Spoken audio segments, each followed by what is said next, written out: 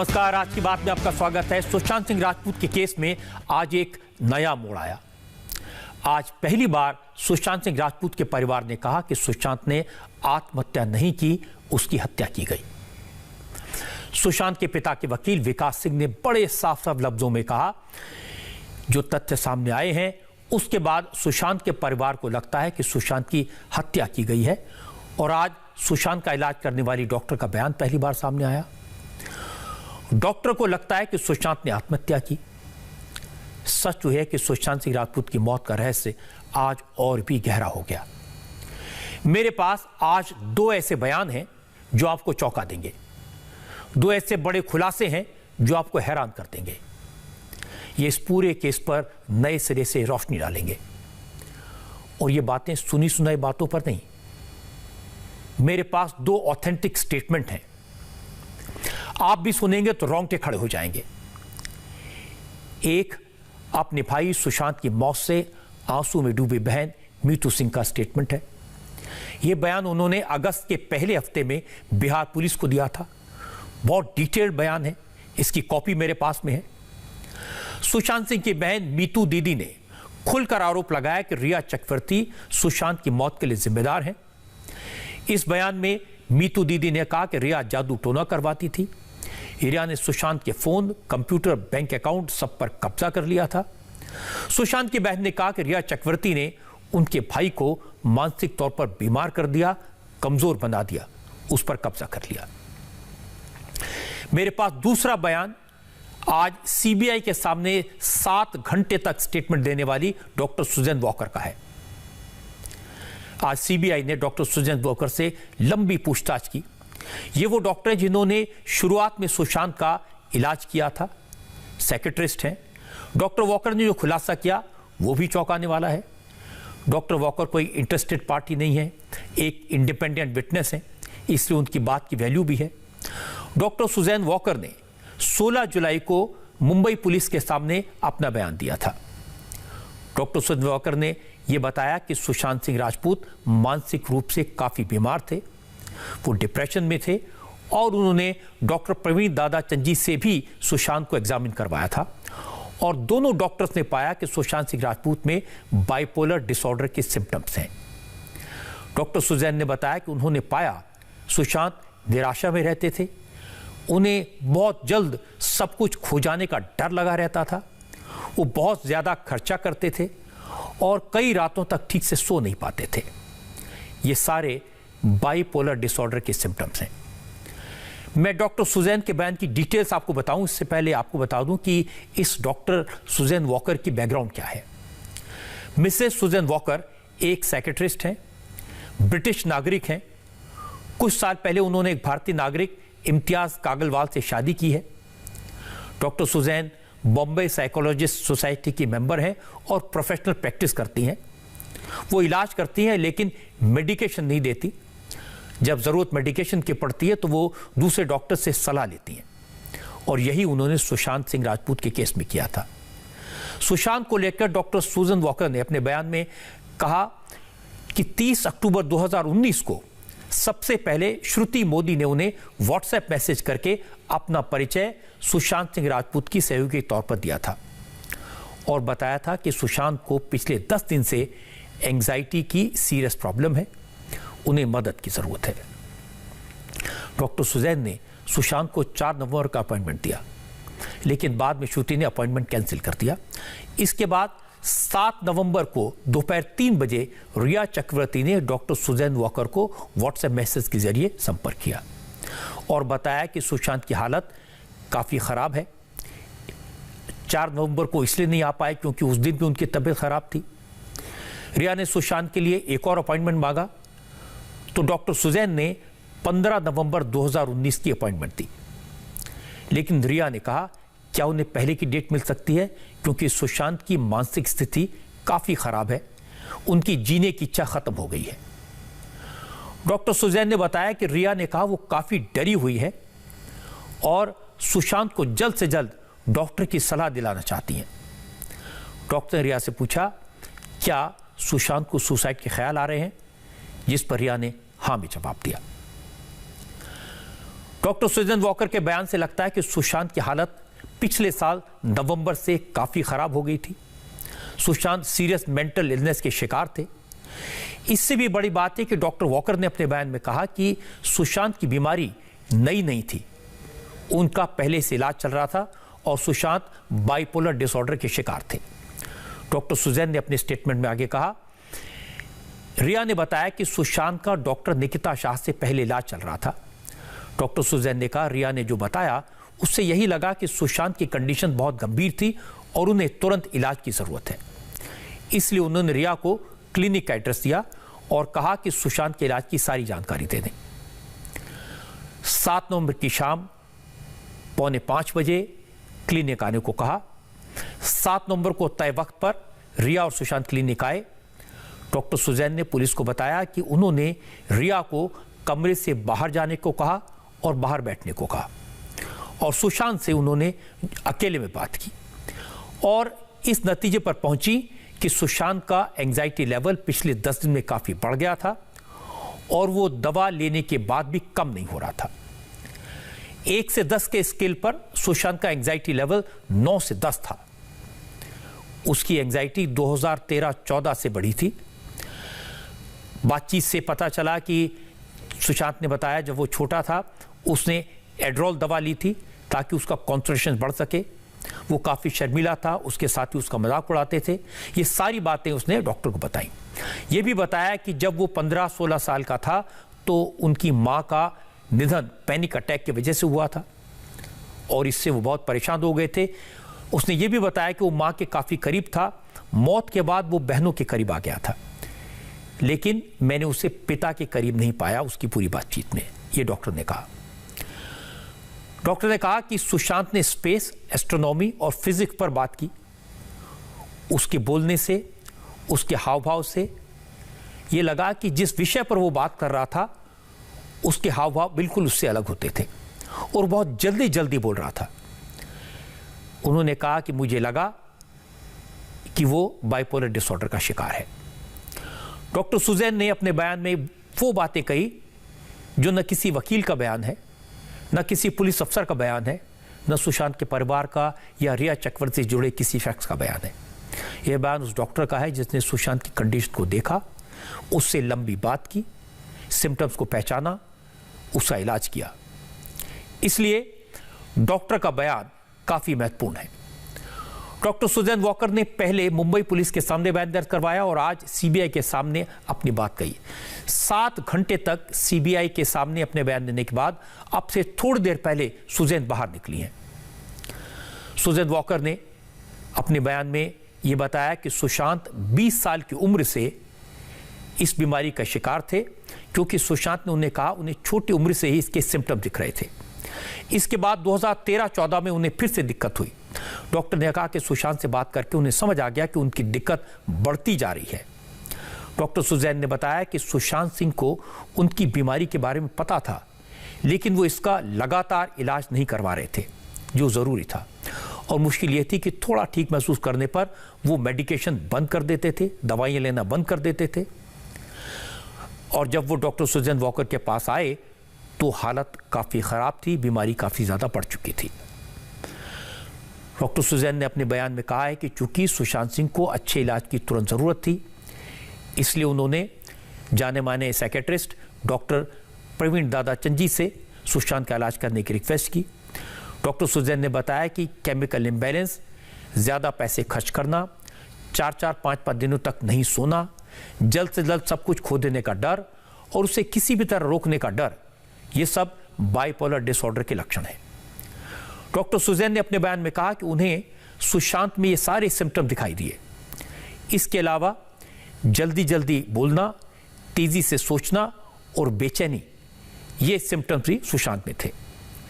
Doctor Suzanne ने police को दिए गए बयान में कहा कि सुशांत उनकी सलाह पर ही 14 नवंबर 2019 को डॉक्टर मिसेस परवीन दादाचंद जी के पास गए। डॉक्टर दादाचंद जी का भी मानना था कि सुशांत को बाइपोलर डिसऑर्डर है। डॉक्टर सुजैन ने बताया कि 15 नवंबर 2019 को सुशांत सिंह और रिया चक्रवर्ती दोबारा उनके पास आए। उस वक्त डॉक्टर ने सुशांत को बता दिया कि उन्हें बाइपोलर डिसऑर्डर है और अगर वो सही इलाज करवाएंगे तो ठीक हो सकते हैं। लेकिन सुशांत चाहते थे कि वो जल्दी से ठीक हो जाए, लेकिन डॉक्टर ने कहा कि ऐसा मुमकिन नहीं है। साथ ही सुशांत को पता था कि वो किन हालात में गुजर रहे थे, लेकिन वो इस बात को मानने के लिए तैयार नहीं थे। डॉक्टर सुजैन ने अपने बयान में कहा कि 18 नवंबर 2019 को सुशांत को फिर से जांच के लिए बुलाया, लेकिन 3 दिन पहले उनकी जांच से, उनकी बातों से ऐसा लगा जैसे सुशांत ने बाइपोलर डिसऑर्डर के बारे में बहुत कुछ पढ़ लिया है। वो बिना किसी वजह के उदास दिख रहे थे, डरे हुए थे। वो कई बार डॉक्टर से बात करते करते रोने लगते थे और अपने बारे में बहुत नेगेटिव सोच रखने लगे थे। डॉक्टर सुजैन वॉकर का स्टेटमेंट 5 पेज का है, डिटेल में है। मैं आपको इसके बारे में इतनी विस्तार से इसलिए बता रहा हूं क्योंकि पहली बार ये बातें सामने आई हैं। पहली बार किसी डॉक्टर ने बताया, वो डॉक्टर जिसने सुशांत का इलाज किया था और जो सुशांत की मेंटल हेल्थ के बारे में सबसे बेहतर बता सकती हैं। डॉक्टर सुजैन के स्टेटमेंट से बहुत सी शंकाएं दूर होंगी, बहुत से सवालों के जवाब मिलेंगे।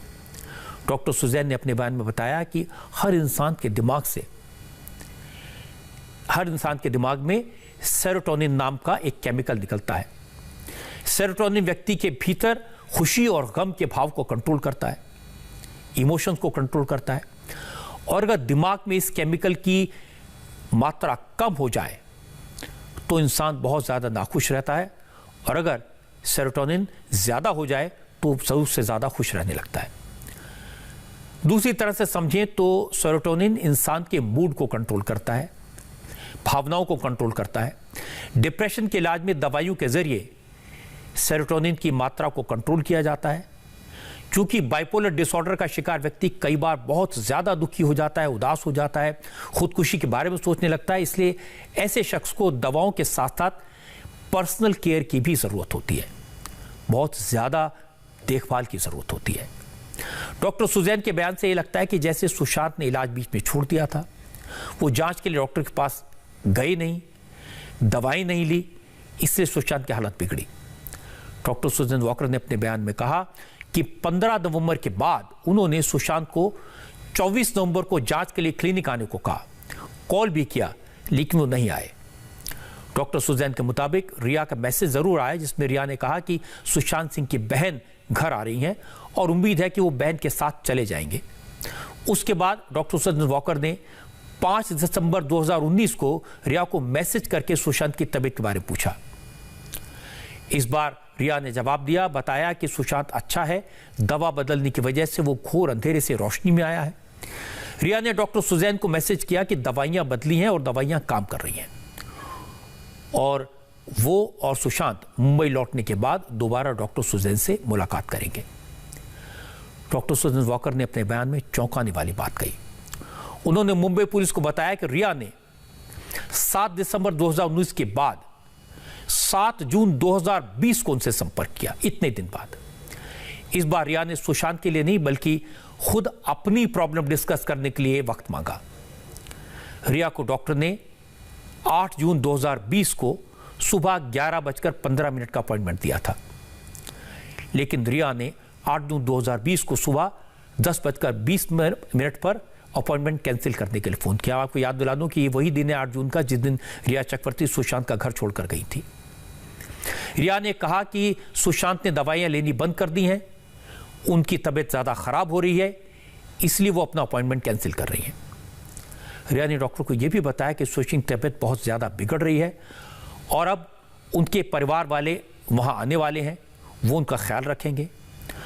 डॉक्टर सुजैन का कहना है कि उन्हें रिया की बातों से ऐसा लगा कि वो सुशांत को इस बीमारी से निजात दिलाने के लिए बहुत ज़्यादा ख्याल रख रही थी, लेकिन सुशांत अपनी बीमारी को नज़रअंदाज कर रहे थे, जिससे रिया भी काफ़ी निराश हो गई। डॉक्टर सुजैन ने अपने बयान में जो कहा उसका सीधा मतलब यह है कि सुशांत ने बीमारी के असर में खुदकुशी कर ली। डॉक्टर सुजैन ने पुलिस को कहा कि 8 जून को रिया से बातचीत के बाद उन्हें समझ आया कि सुशांत ने दवाइयां लेनी बंद कर दी थी। इसका मतलब है बाइपोलर डिसऑर्डर बहुत ज़्यादा बढ़ गया था। उसके बाद 14 जून 2020 को दोपहर 2:40 पर डॉक्टर परवीन ने डॉक्टर सुजैन को यह बताया कि सुशांत सिंह ने आत्महत्या कर ली है। डॉक्टर सुजैन का कहना है कि एक डॉक्टर के तौर पर उनकी राय यह है कि सुशांत सिंह को बाइपोलर डिसऑर्डर था और उन्होंने इस बीमारी के बारे में बहुत ज़्यादा पढ़ लिया था। इलाज के दौरान डॉक्टर ने सुशांत को बार बार समझाया था कि उस बीमारी से ठीक हो जाएंगे, लेकिन उन्हें लगा ये सच नहीं है। सुशांत लगातार ये सोचते रहे वो इस बीमारी से उबर नहीं पाएंगे। इसीलिए इस बीमारी के साथ जीने के बजाय उन्होंने आखिरी समाधान के तौर पर खुदकुशी का फैसला ले लिया, ये कहा डॉक्टर सुजैन ने। अब डॉक्टर सुजैन के इस बयान का मतलब साफ है। एक डॉक्टर के तौर पर उन्होंने पाया कि सुशांत मेंटल डिसऑर्डर के शिकार थे। डॉक्टर सुजैन ने सुशांत का चेकअप एक दूसरे डॉक्टर प्रवीण दादा चंजी से भी करवाया। दोनों डॉक्टर्स की राय थी कि सुशांत बाइपोलर थे। सुशांत को एग्जामिन करने के बाद दोनों डॉक्टर इस नतीजे पर पहुंचे थे कि सुशांत को मेडिकेशन की ज़रूरत है। सुशांत काफ़ी निराश थे, नेगेटिव थे और दोनों डॉक्टर्स को यह भी लगा कि उन्होंने आत्महत्या की होगी। अब सवाल यह है कि सुशांत ने आत्महत्या की तो उसके लिए जिम्मेदार कौन? अब तक सुशांत का परिवार, उनकी बहनें, उनके पिता ये कह रहे थे कि रिया चक्रवर्ती ने सुशांत को कमज़ोर बनाया और आत्महत्या करने के लिए उकसाया। पर आज सुशांत के परिवार की तरफ से कहा गया कि यह आत्महत्या नहीं, हत्या का मामला है। सुशांत के पिता के वकील विकास सिंह ने आज कहा कि यह सही है। पहले तो सुशांत के परिवार ने अबेटमेंट टू सुसाइड यानी खुदकुशी के लिए उकसाने का केस रिया के खिलाफ दर्ज कराया था, लेकिन अब जिस तरह की बातें सामने आई हैं उसके बाद परिवार को लगता है ये मर्डर का, कत्ल का मामला हो सकता है। Well, the family is definitely having grave doubt that this is not suicide and this is murder. परिवार को बड़ा गंभीर शक है कि शायद ये सुसाइड नहीं, क्योंकि हमारा जो FIR था वो अबेटमेंट टू सुसाइड था, लेकिन अब जिस तरह की बातें आ रही हैं अब लग रहा है कि शायद ये सुसाइड नहीं, अबेटमेंट टू सुसाइड नहीं, बल्कि बहुत गंभीर अपराध शायद मर्डर का है। अब सवाल यह है कि अगर विकास सिंह की बात सही है, सुशांत का मर्डर हुआ, तो सुशांत का मर्डर किसने किया, क्यों किया? तो पहले सवाल का जवाब तो सुशांत की बहन मीतू सिंह के बयान से मिलेगा, लेकिन सुशांत के मर्डर का मोटिव क्या है, इसका जवाब अभी किसी के पास नहीं है। अगस्त के पहले हफ्ते में सुशांत की बहन मीतू सिंह ने बिहार पुलिस के सामने जो बयान दर्ज करवाया था उसमें रिया चक्रवर्ती की तरफ उंगली उठाई थी। मेरे पास मीतू सिंह के इस पूरे बयान की कॉपी है। बहुत डिटेल में उन्होंने अपनी बातें कही हैं। हमारे संवाददाता नीतीश कुमार ने इस बयान की ऑडियो रिकॉर्डिंग भी सुनी है। मीतू ने पुलिस को बताया 8 जून को सुशांत के कॉल करने के बाद वो उनके फ्लैट पर गई थी और वहां जाकर पहली बार ये पता चला कि रिया चक्रवर्ती और उसका भाई शौविक 2 सूटकेस लेकर सुशांत का घर छोड़कर चले गए थे।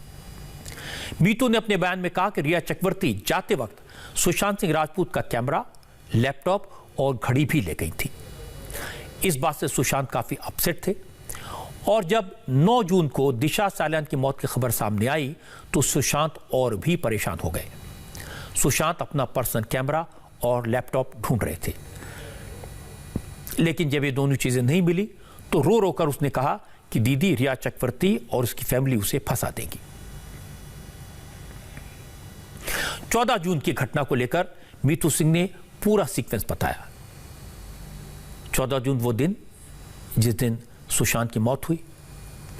रिया चक्रवर्ती और उनके परिवार को सुशांत की मौत के लिए जिम्मेदार उनकी बहन ने बताया और मीतू सिंह ने पुलिस को दिए गए इस बयान में कहा 14 जून को सुबह 11 बजे सिद्धार्थ पिठानी को जब मीतू ने कॉल किया तो उसने बताया कि सुशांत का कमरा अंदर से बंद है।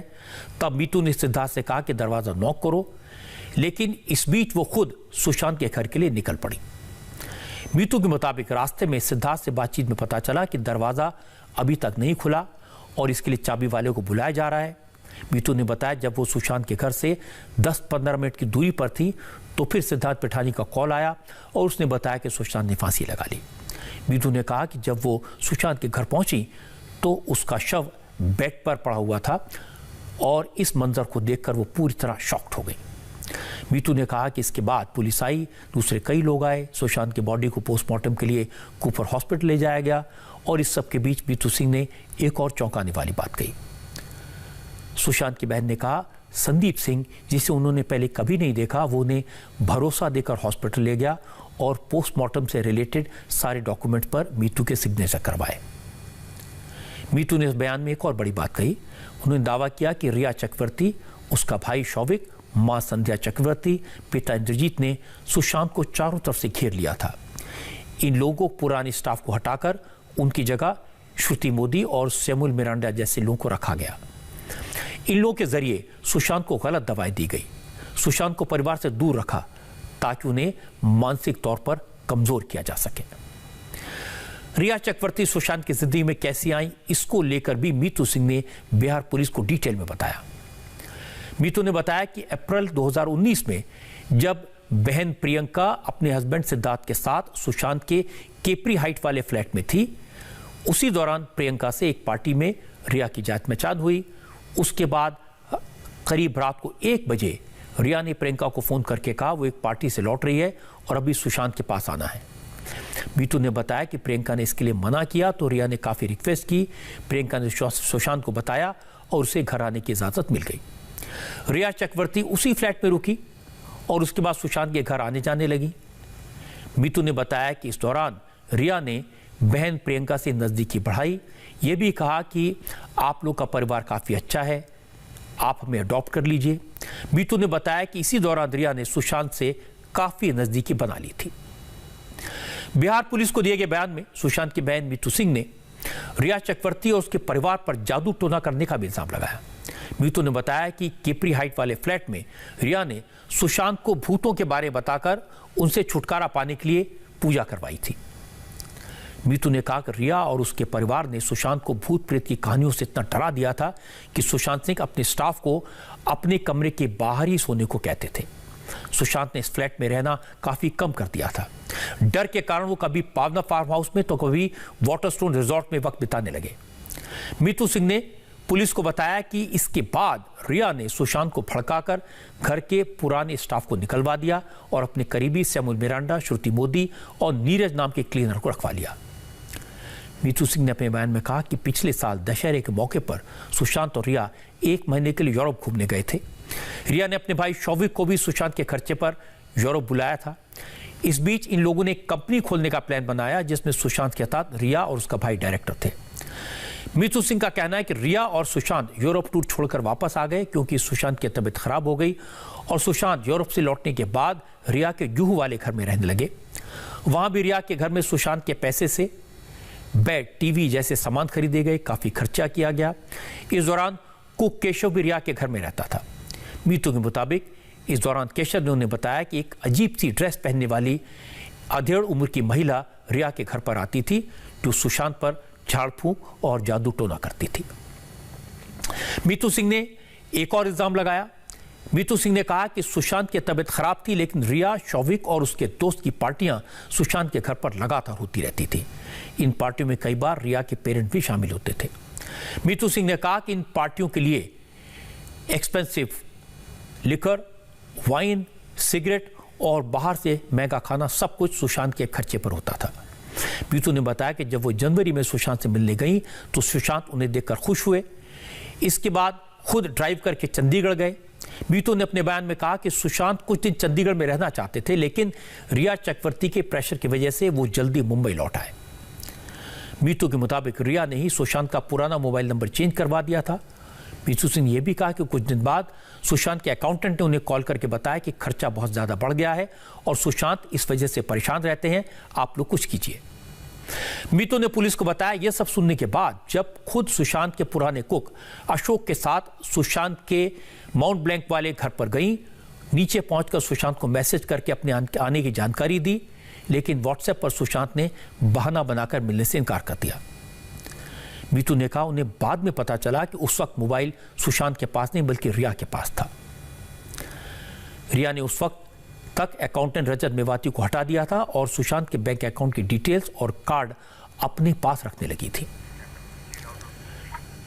सुशांत की बहन का पुलिस को दिया गया बयान जो मैंने आपको डिटेल में बताया, यह डॉक्टर सुजैन के बयान से बिल्कुल अलग कहानी कहता है, इसलिए और ज्यादा मामला कॉम्प्लिकेटेड हो गया। लेकिन सुशांत की बड़ी बहन की बातों का ध्यान तो देना चाहिए। वो उन सब बातों को कंफर्म करती हैं जो मीडिया में कही जा रही हैं। मीटू की बातों का मतलब है रिया जब से सुशांत की जिंदगी में आई तब से सुशांत मानसिक तौर पर कमजोर हो गए, बीमार रहने लगे।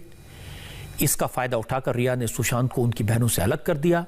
रिया ने अपने परिवार के साथ मिलकर सुशांत की जिंदगी पर कब्जा कर लिया। सुशांत पर कंट्रोल करने के लिए रिया ने जादू टोना करवाया। सुशांत का इलाज कहाँ हो रहा है, कौन सी दवाएं दी जा रही हैं, ये उनकी बहनों से छुपाया। सुशांत की बहन के इस बयान ने रहस्य को और गहरा कर दिया। सवाल तो यह है, अगर रिया ने ये सब किया तो उसका मोटिव क्या था? शुरू में इस मामले में सुशांत की मौत के लिए फिल्म इंडस्ट्री के नेपोटिज्म को जिम्मेदार ठहराया गया था, आपको याद होगा। कभी करण जौहर का नाम आया तो कभी आदित्य चोपड़ा का।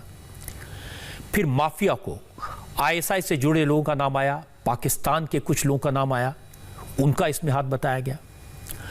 और इसके बाद परिवार ने जब रिया चक्रवर्ती पर आरोप लगे तो रिया चक्रवर्ती चारों तरफ से घिर गई। और लेटेस्ट बात यह है कि इस पूरे मामले में अब ड्रग माफिया का नाम लिया जा रहा है।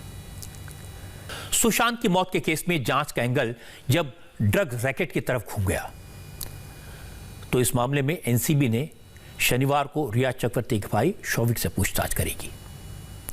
एनसीबी ने शौविक को शनिवार को पेश होने का समन भेज दिया है।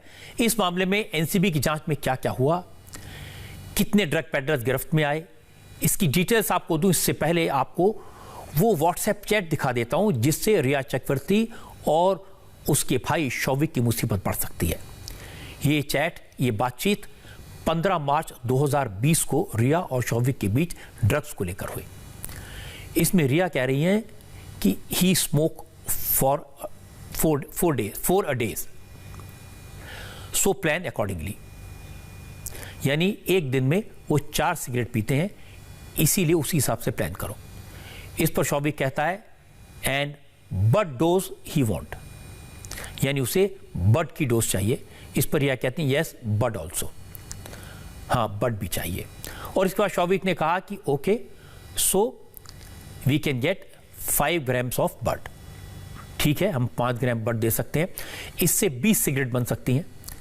अब ये क्लियर नहीं है कि रिया और शौविक ड्रग्स से भरी सिगरेट किसे देने की बात कर रहे थे, लेकिन जिस तरह से सारी बातें सामने आई, जिस तरह आरोप लगे हैं कि रिया ने सुशांत को ड्रग्स की आदत डलवा दी थी, उसे देखते हुए यह माना जा सकता है कि ड्रग्स से भरी सिगरेट की बात सुशांत के लिए हो रही होगी। शौविक के ड्रग पेडलर्स के साथ कनेक्शन के कई सबूत सामने आ चुके हैं, इसीलिए एनसीबी ने शौविक चक्रवर्ती और सैमुअल मिरांडा से पूछताछ करने का फैसला किया। दोनों को शनिवार को पेश होना है। सैमुअल मिरांडा सुशांत के हाउस मैनेजर थे। शौविक ने सैमुअल को ड्रग पेडलर जैद का नंबर दिया था। इसके बाद सैमुअल ने जैद से ड्रग्स मंगवाई थी। ड्रग पेडलिंग के मामले में गिरफ्तार किए गए जैद और बासित को एनसीबी ने आज कोर्ट में पेश किया, जिसके बाद उन्हें 9 सितंबर तक पुलिस कस्टडी में भेज दिया गया। बासित से हुई पूछताछ के बाद एनसीबी ने एक और ड्रग पेडलर फैजान इब्राहिम को गिरफ्तार किया है, जबकि जायसन नाम के शख्स को भी हिरासत में लिया गया है, उससे पूछताछ की जा रही है। मुंबई से राजेश कुमार इस वक्त हमारे साथ हैं। राजेश, बहुत सारी खबरें आपने दी हैं और बहुत सारी खबरें सबसे पहले आपने दी हैं, लेकिन जहां तक ड्रग्स की बात है, जिस तरह से रिया और शौविक के बीच जो बातचीत हुई, उससे लगता है कि शौविक आसानी से ड्रग्स का इंतजाम कर लेता था, यानी उसके कॉन्टैक्ट्स अच्छे थे। जिस चैट का आप जिक्र कर रहे थे रजत जी, वो काफ़ी अहम है और सबसे नया चैट है। इसी शो में आपने दर्शकों को ऐसे 65 से 70 चैट्स दिखाए हैं जिसमें रिया चक्रवर्ती और शौविक चक्रवर्ती अलग अलग पेडलर से, अलग अलग लोगों से ड्रग्स की बात करते हुए सुने जा रहे हैं। और साल 2017 से लेकर साल 2020 तक, साल 2017 में गौरव आर्या, फिर 2018 की भी चैट दिखाई हमने, 2019 की, अब 2020, वो भी मार्च महीने की ये चैट है। मार्च का वो महीना जब रिया चक्रवर्ती उसी माउंट ब्लैंक के फ्लैट में रह रही थी जहां पे सुशांत सिंह राजपूत रह रहे थे। तो ये जो पूरा चैट है वो अगर किसी के लिए अगर मंगवाया जा रहा है तो समझना बहुत मुश्किल नहीं है कि सुशांत सिंह राजपूत ही होंगे जिनके लिए मंगवाया जा रहा है। तो अब शौविक चक्रवर्ती को नारकोटिक्स कंट्रोल ब्यूरो ने शनिवार को बुलाया है। रिया चक्रवर्ती की भी हाजिरी जल्दी लगने वाली है वहां पे। साथ ही आपको बता दूं कि सीबीआई के सूत्र बता रहे हैं कि यहां पे जब पूछताछ हुई है तो शौविक और रिया ने दोनों ने ड्रग्स के लेन देन, खरीद फरोख्त की बात से इनकार स्वीकार किया है, लेकिन सीबीआई अब मन बना रही है गौरव आर्या को भी बुलाने को, और साथ ही जो एनसीबी के केस में जो लोग गिरफ्तार हुए उनकी भी कस्टडी ले सकती है सीबीआई। तो ये बड़ी अहम जानकारी है, और ये जो चैट सामने आया है ये 15 मार्च का है। बहुत अहम ये तारीख हो जाती है क्योंकि उस वक्त रिया चक्रवर्ती सुशांत सिंह राजपूत के यहाँ रह रही थी, तो बचना जो है वो बेहद मुश्किल हो रहा है दोनों का, क्योंकि सीधे सीधे सबूत जो है ड्रग्स कंजम्पशन के, ड्रग्स के खरीद फरोख्त के, उसके अब एजेंसियों के हाथ लग चुके हैं। रजत जी। तो राजेश, बहुत बहुत शुक्रिया इस अपडेट के लिए। आप लगातार इंफॉर्मेशन देते रहते हैं, हम आपसे लगातार बात करते रहेंगे। रिया चक्रवर्ती और शौविक के बीच जो व्हाट्सएप चैट के अंश सामने आए हैं, उससे यह तो साफ है कि रिया और शौविक का ड्रग्स से रिश्ता तो था, दोनों ये बात जानते थे। शौविक का ड्रग पेडलर से कनेक्शन भी था, वो ड्रग्स का इंतज़ाम भी करता था, ये भी क्लियर है। लेकिन सुशांत के केस में सवाल ये कि सुशांत ड्रग्स रिया से जान पहचान होने से पहले से लेते थे या रिया की दोस्ती के बाद वो इस खेल में पड़े, या क्या ऐसा हो सकता है कि सुशांत को उनकी जानकारी के बगैर, उनकी मर्जी के बगैर ड्रग्स दी गई? ये ऐसे सवाल हैं जिनका जवाब एनसीबी तो नहीं दे सकती, इनके जवाब सीबीआई को खोजने होंगे, और इन सब सवालों का जवाब सुशांत की मौत से जुड़ा है। एक बड़ी खबर चीन के बारे में है। चीन बौखलाया हुआ है, परेशान है। चाइनीज आर्मी और चाइना की सरकार भारत पर प्रेशर डालने की हर संभव कोशिश कर रही है, लेकिन इसका कोई असर नहीं हुआ है। भारत की तैयारी सिर्फ लद्दाख में नहीं, चीन से लगती हुई 3843 किलोमीटर लंबी पूरी सीमा पर की गई है, और हमारी फोर्सेस फुल अलर्ट पर हैं, क्योंकि एलएसी के उस पार चाइनीज फोर्सेस का मूवमेंट लद्दाख से लेकर अरुणाचल प्रदेश तक हो रहा है। इसलिए हमारी फौज नहीं, दूसरी सिक्योरिटी फोर्सेस को भी हर तरह तैयार रहने को कहा गया है। अरुणाचल प्रदेश में चीन से लगती सीमा पर सशस्त्र सीमा बल के जवानों को युद्ध जैसे हालात के लिए तैयार रहने की चेतावनी दी गई है। हमारे संवाददाता अनुपम मिश्र ने बताया कि अरुणाचल प्रदेश के तवांग बॉर्डर पर एसएसबी को हर वक्त काउंटर अटैक के लिए तैयार रहने को कहा गया है।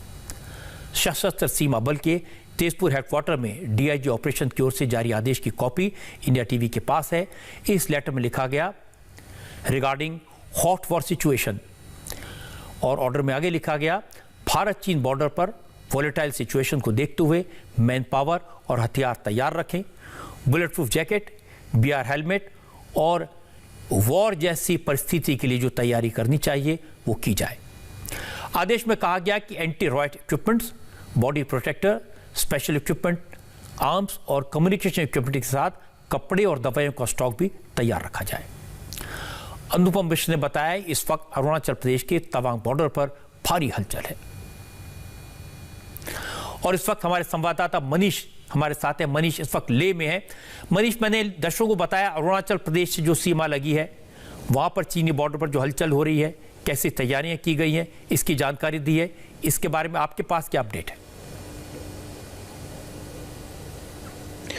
रजी, डीआईजी ऑपरेशंस इस पूरे रीजन को देखते हैं। दरअसल अरुणाचल प्रदेश का 100 किलोमीटर का एरिया और 33 किलोमीटर का सिक्किम, और उसके बाद ये सिक्किम का 33 किलोमीटर का एरिया और एडजॉइनिंग जो एरिया है अरुणाचल प्रदेश का जिसमें तवांग आता है। दरअसल ये स्ट्रेटेजिक बहुत इंपॉर्टेंट है, क्योंकि आपको ध्यान होगा कि डोकलाम जब विवाद हुआ था, दरअसल वो भूटान की सीमा थी, डोकला जिसे कहते थे।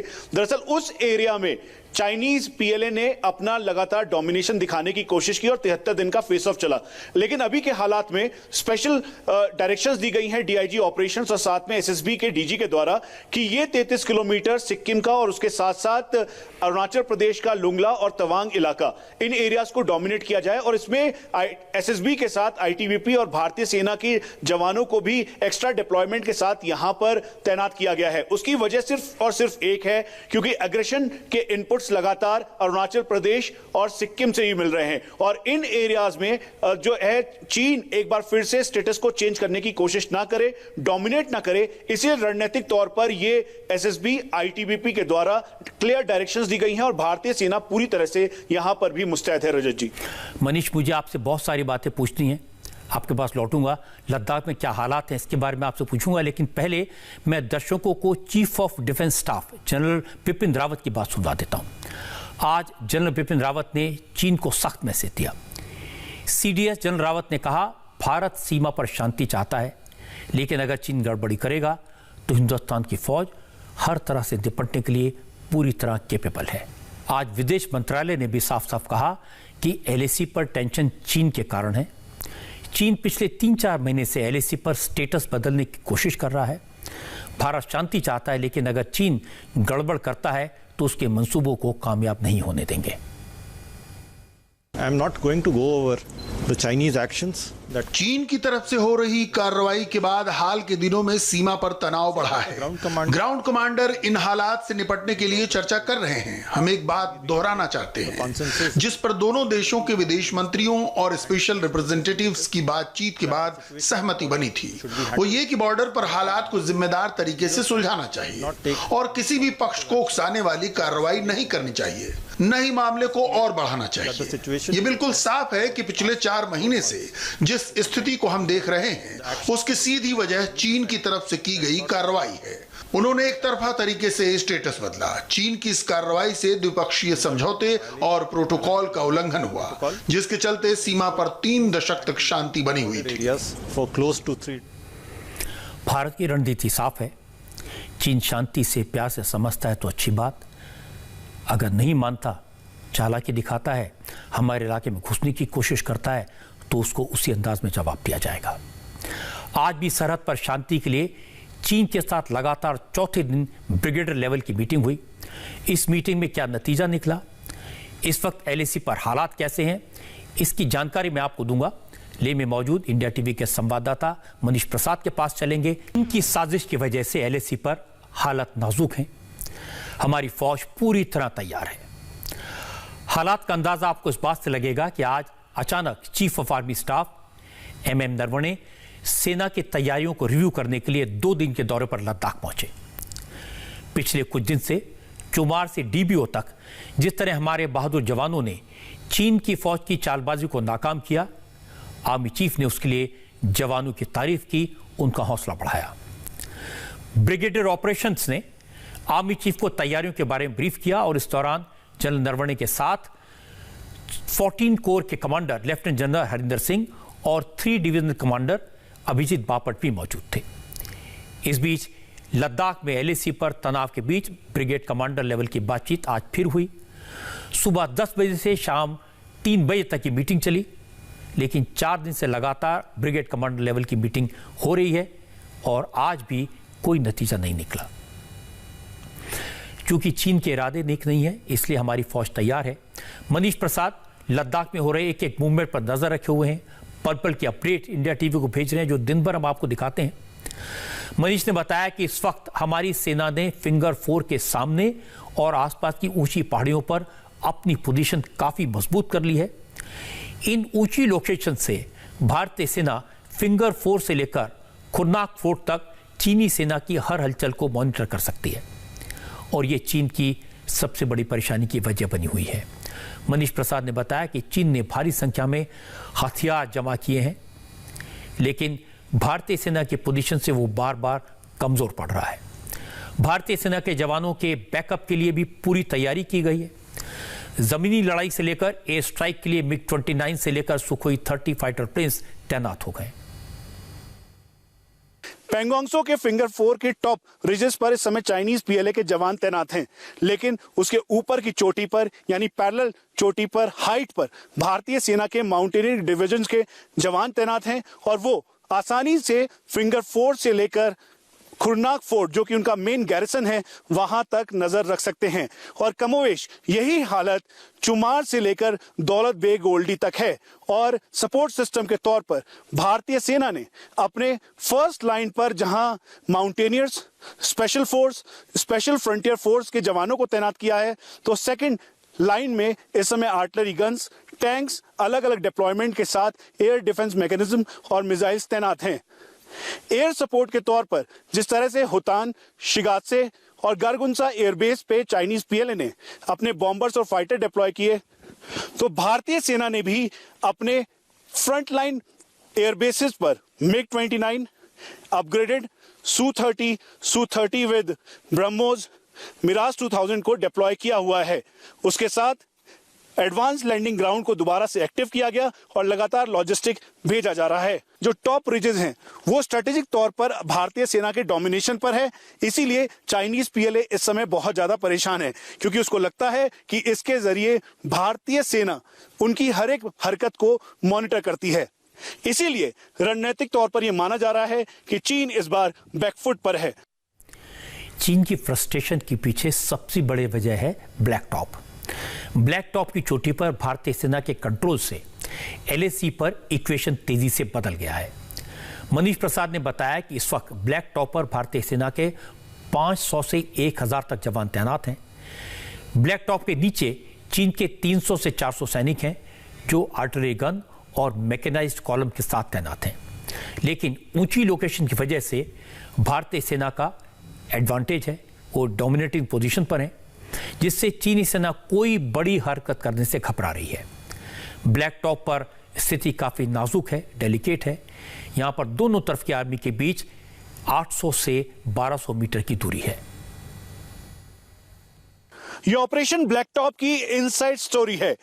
भारतीय सेना के पास मगर हिल, गुरुंग हिल और आईटीबीपी हिल को डोमिनेट करने के बाद जब 29 और 30 तारीख को यह देखा कि चाइनीज पीएलए अपने हैवी डिप्लॉयमेंट के साथ स्पांगूर गैप से एंटर कर रहा है और फिर 31 तारीख को भी लगातार उसी पैटर्न पे उसने डोमिनेट करने की कोशिश की, लेकिन भारतीय सेना ने सतर्कता बढ़ते हुए स्टेटस को बिल्कुल बदल दिया और ठीक रेफरेंस के तौर पे अगर ठीक सामने की लोकेशन स्पांगूर गैप, क्योंकि ये 15,000 फीट पर है और 15,000 फीट की हाइट पर ये एक प्लेन एरिया है जिसके एक तरफ चुशूल है तो दूसरी तरफ मोल्डो का गैरिसन है, यानी चाइनीज पीएलए का मेन कैंटोनमेंट एरिया, जहां पर उनका infantry combat vehicles, armoured tanks, साथ में एंटी एयरक्राफ्ट गन्स और उनका ह्यूज डिप्लॉयमेंट है।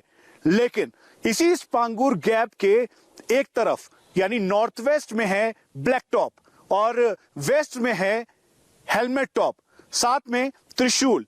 इन तीनों लोकेशंस के पास भारतीय सेना ने 29 और 30 तारीख को अपना अग्रेसिव पेट्रोलिंग करते हुए ब्लैक टॉप और हेलमेट टॉप को पूरी तरह से डोमिनेट किया और इसी वजह से चीन परेशान हो गया कि दरअसल ठीक सामने जो रेफरेंस के तौर पे हम आपको बता रहे हैं, अगर ये स्पांगूर गैप है तो उसके ऊपर जो ब्लैक टॉप एरिया है वहां पर डोमिनेट करने के साथ साथ हेलमेट टॉप को भारतीय सेना ने डोमिनेट किया और उसके तुरंत बाद ही जो चाइनीज पीएलए की पूरी मूवमेंट थी उसको ब्लॉक कर दिया। चाइनीज पीएलए जानता था कि ये एक बड़ा थ्रेट है, क्योंकि सबसे हाईएस्ट रिज यानी हाईएस्ट फीचर के ऊपर जब भारतीय सेना पहुंची तो 40 किलोमीटर तक का पूरा एरिया यानी चाइनीज मूवमेंट की हर एक नजर इस समय भारतीय सेना के अंडर है। एलएसी पर एक और अहम लोकेशन पर भारतीय सेना डोमिनेट कर रही है, रेफांगला। यहां पर भारतीय सेना की मजबूत पकड़ है। यहां पर हमारे जवान चाइनीज सैनिकों को काफी करीब से देख सकते हैं। दोनों सेनाओं के बीच में जो दूरी है वो 300 से 800 मीटर है। और मनीष प्रसाद इस वक्त हमारे साथ हैं। मनीष, ये सोचकर गर्व होता है कि पहली बार हम देख रहे हैं कि चीन बैकफुट पर है, भारत की फौज इस पूरे इलाके में डोमिनेटिंग पोजीशन पर है। तो जो चीन की साजिश है उसको नाकाम करने के लिए और क्या तैयारियां हैं और क्या अपडेट आपके पास में है? रणजीत, इसकी proper messaging chief of defence staff ने भी की और जनरल नरवणे जब यहां पर पहुंचे तो सबसे पहले 14 कोर में उनकी ब्रीफिंग की गई और फिर उसके बाद वो फॉरवर्ड एरिया पे गए। यहां तक कि हमें इस बात की भी जानकारी मिली है कि वहां पर जो डिप्लॉयमेंट कमांडर्स थे और जो साथ में जो जवान थे उनकी उन्होंने पीठ थपथपाई, उनसे बातचीत की। अब स्ट्रेटेजिक तौर पर सबसे ज्यादा इंपॉर्टेंट पेंगोंगसो के आसपास का इलाका, साथ में साउथ वेस्ट का जो एरिया है उसको देखते हुए, यानी पेंगोंगसो के साउथ रीजन और पेंगोंगसो को डोमिनेट करते हुए कुल मिला के इंडियन आर्मी ने अपनी रिपोर्ट में यह तय किया कि करीबन 20 ऐसे पॉइंट्स हैं जिसको डोमिनेट करना बेहद जरूरी है, क्योंकि जिस तरीके से चाइनीज पीएलए ने पेंगोंगसो में स्टेटस को चेंज किया है। गलवान, गोगरा और साथ में patrolling point 17 alpha, hot spring, इन सब एरियाज में डोमिनेट करने की कोशिश की थी। तो उसी को एहतियात बरतते हुए इस बार भारतीय सेना ने डिफेंसिव और प्रिएम्प्टिव एक्शन के तौर पर इस कदम को उठाया। और इसीलिए सबसे पहले चुमार से अगर शुरू करें, चुमार के ठीक सामने चाइनीज पीएलए का चुपेजी बेस पड़ता है, वहां से उन्होंने डिप्लॉयमेंट इंक्रीज किया, लेकिन भारतीय सेना ने उसको वहां पर भी रोका। उसके बाद डेमचौक, डुचेला, फिर उसके बाद जो बाकी डेप्सांग का एरिया है, बॉटलनेक और दौलत बेग गोल्डी, जहां पर वो लगातार दबाव बनाने की कोशिश कर रहा है। दरअसल इन सभी एरियाज को अग्रेसिवली भारतीय सेना ने जो हाईएस्ट फीचर्स हैं, यानी जो पहाड़ की चोटियां हैं जहां से आसानी से वो डोमिनेट कर सकते हैं, 1:9 के रेशो पे उन्होंने डोमिनेट करना शुरू किया। चाइनीज पीएलए इससे पहले की समझ पाती, इस बार पूरी तरह से ये रणनीतिक चेंज था। यानी ये चेंज ओवर आप ये समझ ले कि 14 को ये डायरेक्शंस बिल्कुल दिल्ली से क्लियर था, आर्मी हेडक्वार्टर से आर्मी चीफ के द्वारा क्लियर था कि डायरेक्शंस के अकॉर्डिंग चाइनीज पीएलए को आगे नहीं आने दिया जाएगा। और यही वजह है कि इस बार भारतीय सेना फ्रंट फुट पे है और चाइनीज पीएलए बैक फुट पे है। और कल दोबारा से उन्होंने रिक्वेस्ट की है कि एक बार फिर से ब्रिगेड लेवल, कमांडर लेवल बातचीत हो। रजत जी, मनीष प्रसाद, बहुत बहुत शुक्रिया आपका इस अपडेट के लिए। मनीष ने जो बताया वो सुनकर हौसला बढ़ता है, अपनी फौज पर गर्व होता है, क्योंकि चीन जो हरकतें कर रहा है वो कोई नई नहीं है। पिछले 50 साल से एलएसी को लेकर बार बार बात होती है, लेकिन चीन कभी इस प्रॉब्लम को खत्म नहीं करना चाहता, हमेशा लटकाता है, क्योंकि नीयत साफ नहीं है। चीन की नज़र भारत के उन इलाकों पर है जो रणनीतिक तौर पर महत्वपूर्ण है, इसलिए वो बीच बीच में घुसपैठ करने की कोशिश करता है। और अब चीन को करारा जवाब दिया जाएगा, और जब तक ये जवाब दिया नहीं जाता उसकी हिम्मत बढ़ती रहेगी। लेकिन भारत ने चीन को सबक सिखाया, दिखाया कि पूरे इलाके में वो कैसे डोमिनेट कर सकता है। पूरी दुनिया चीन के खिलाफ है, ये चीन भी जानता है। अमेरिका, ऑस्ट्रेलिया, ब्रिटेन, रूस, जापान, सबकी नज़रें इस समय एलएसी पर हैं और भारत की डोमिनेटिंग पोजीशन पर हैं। इसलिए चीन अब घबरा भी रहा है और अपनी तरफ से शांति की बात कह रहा है। लेकिन हमारी फौज ने, हमारी सरकार ने साफ कर दिया, भारत युद्ध नहीं चाहता, लेकिन अगर चीन ने गड़बड़ी की तो युद्ध से डरता भी नहीं है। चीन की हर चाल का जवाब हमारी सेना देने के लिए तैयार है और दे भी रही है। चीन ने पूरी दुनिया को जो मुसीबत दी है, उससे भी भारत सबसे बेहतर तरीके से लड़ रहा है। कोरोना के खिलाफ लड़ाई में हमारी कामयाबी कितनी है, इसके बारे में आपको बताऊंगा ब्रेक के बाद। ये तो आजकल हम रोज देखते हैं कि हमारे देश में पिछले कुछ हफ्तों से कोरोना के मरीजों की संख्या तेजी से बढ़ रही है, लेकिन यह भी सही है कि जिस तेजी से मरीज बढ़ रहे हैं उससे ज्यादा तेजी से ठीक भी हो रहे हैं। पिछले 24 घंटे में कोरोना के 83,883 नए मामले सामने आए हैं। देश में अब तक कुल 38,53,407 केसेस डिटेक्ट हुए। इनमें से 29,70,000 से ज्यादा लोग रिकवर हो चुके हैं, ठीक होकर घर जा चुके हैं। इसीलिए आज प्रधानमंत्री नरेंद्र मोदी ने US India strategic partnership forum के लीडरशिप समिट में इसका जिक्र किया। मोदी ने कहा 130 करोड़ की आबादी वाले मुल्क में कोरोना का डेथ रेट दुनिया के दूसरे देशों के मुकाबले काफी कम है, ये छोटी बात नहीं है। India was among the first in creating a responsive system of lockdowns. India was among the first to advocate the use of masks and face covering as a public health measure. We are also among the earliest to create public awareness campaigns about social distancing. In record time, medical infrastructure was scaled up, be it COVID hospitals, ICU capacities, and more. Starting from one testing lab in January, we now have around 1,600 labs across the country. ये सही है कि corona पर काबू पाने के लिए हमारी सरकार ने सही कदम उठाए, वक्त पर कदम उठाए और यह भी सही है कि हमारे देश में डेथ रेट कम है, लेकिन इस बात को नहीं भूलना चाहिए कि नए मरीजों की संख्या बढ़ रही है और इसकी वजह भी समझनी चाहिए। इसका कारण है लापरवाही, इसका कारण है लोगों ने मास्क लगाना बंद कर दिया है, सोशल डिस्टेंसिंग का पालन करना कम कर दिया है। लोग देखते हैं कि धीरे धीरे सब कुछ खुल रहा है, बाजार खुल रहे हैं, पब्लिक ट्रांसपोर्ट शुरू हो गया है, इसलिए लोगों को ये लगता है कि कोरोना ख़त्म हो गया, या कुछ लोग कोरोना से बचते बचते थक गए हैं, इसलिए सोशल डिस्टेंसिंग का ख्याल नहीं रख रहे। मेरी आपसे अपील है, इसको हल्के में न लें, मास्क लगाएं, सोशल डिस्टेंसिंग का पालन करें, क्योंकि कोरोना से हम सबको मिलकर लड़ना है।